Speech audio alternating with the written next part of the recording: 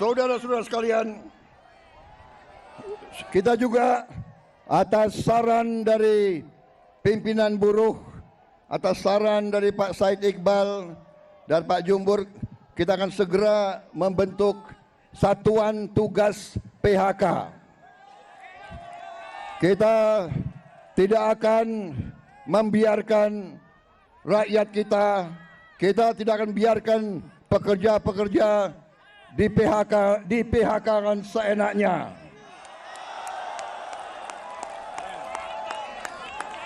Bila perlu tidak ragu-ragu kita, negara akan turun tangan, saudara sekalian. Saudara-saudara sekalian, juga kita akan segera meloloskan RUU perlindungan pekerja rumah tangga. Wakil Ketua DPR yang hadir, Pak Dasko, Pak Sufmi melaporkan ke saya, minggu depan RUU ini segera akan mulai dibahas. Mudah-mudahan tidak lebih dari 3 bulan undang-undang ini akan selesai kita bereskan.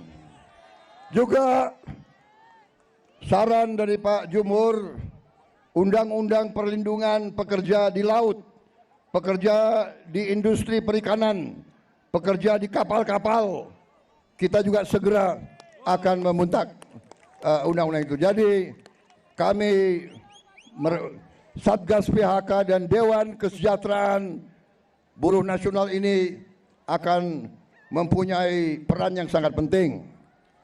Saudara-saudara sekalian, saya juga akan meminta Dewan Kesejahteraan Nasional mempelajari bagaimana caranya kita kalau bisa tidak segera tapi secepat-cepatnya kita ingin menghapus outsourcing. Tapi saudara-saudara, kita juga harus juga realistis. Kita juga harus menjaga kepentingan para investor juga. Kalau mereka tidak investasi, tidak ada pabrik, kalian tidak bekerja. Jadi kita harus bekerja sama mereka atas usul pimpinan saudara. Dalam waktu dekat saya akan mengadakan suatu pertemuan di Istana Bogor. 150 pimpinan buruh akan saya pertemukan dengan 150 pemimpin perusahaan di Indonesia. Kita akan duduk bersama.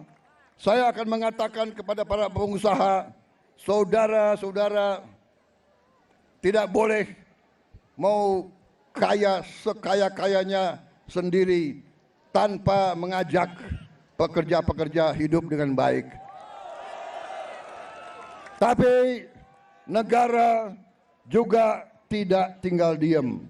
Kami berjuang memberi pelayanan kesehatan untuk seluruh rakyat, pendidikan, kita juga memberi subsidi listrik, kita memberi bantuan tunai langsung kepada mereka-mereka yang penghasilan rendah. Total biaya yang kita gelontorkan ke rakyat sudah melebihi, kalau tidak salah, 500 triliun.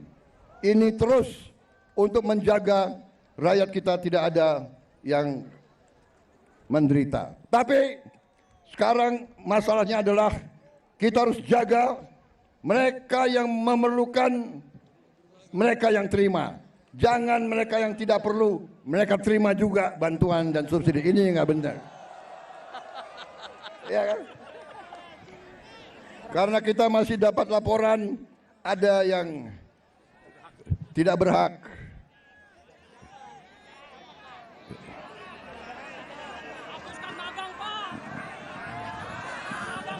Saudara-saudara sekalian,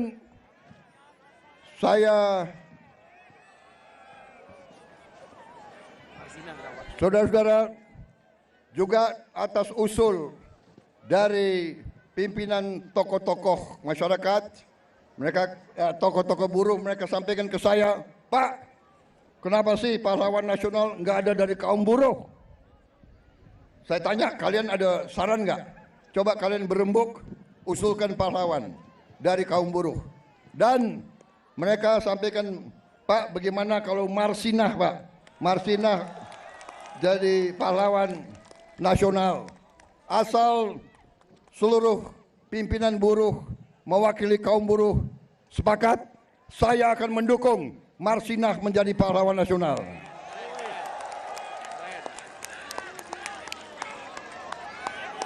Cukup?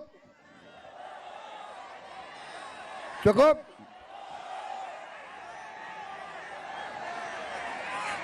Cukup? Lanjut. Suara gue serak nih. Gue minum kopi ya. Minum kopi. Boleh gue minum kopi ya?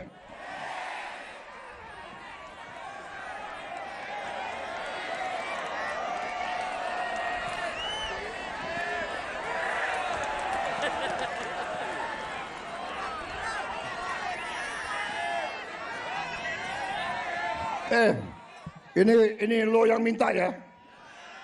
Gue kalau minum kopi gue bisa pidato 3 jam loh.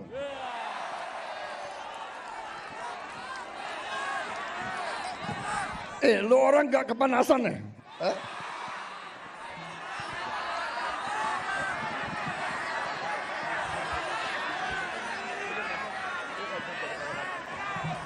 Tapi gue udah kehabisan bahan.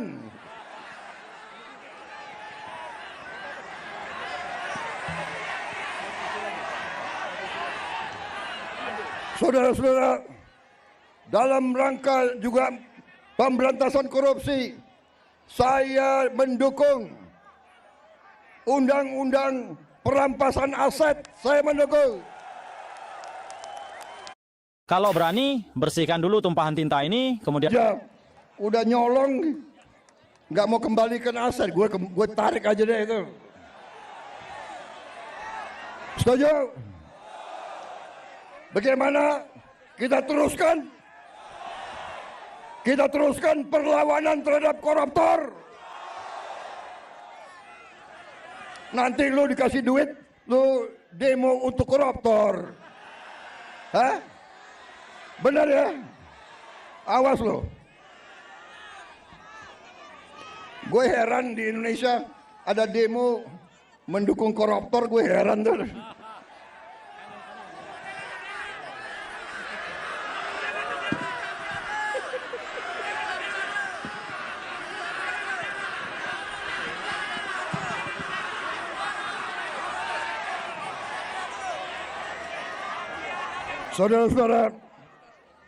Saudara-saudara, saya punya teori ekonomi sangat sederhana.